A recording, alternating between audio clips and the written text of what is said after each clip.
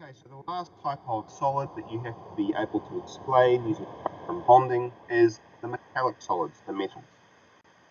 Okay, so our kaupapa for today is that you'll be able to explain the properties of metallic solids using their structure and their bonding, just as we've done for covalent, molecular, and covalent network solids, and also for ionic solids. So metals, so examples of metals are copper, zinc, magnesium, sodium.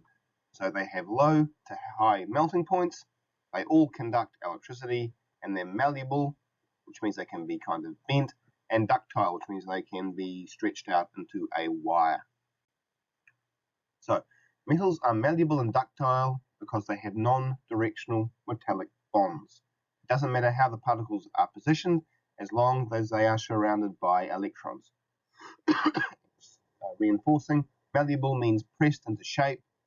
It can be, and ductile means it can be pulled into wires.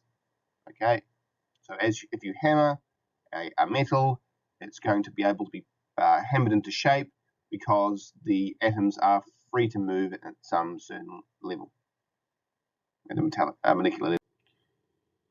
Okay, so metals can also conduct electricity both in the liquid and solid form, and the reason why is that you need a particle which can transfer the transfer the charge, and that charge is being transferred this time as delocalized electrons. So electrons are free to move, as opposed to the ionic solids where it was the ions that were free to move. Okay, and finally, they have low to high melting points, because metallic bonds vary in strength depending on a number of things: the size of the ions, the charge of the ions, and the number of delocalized electrons.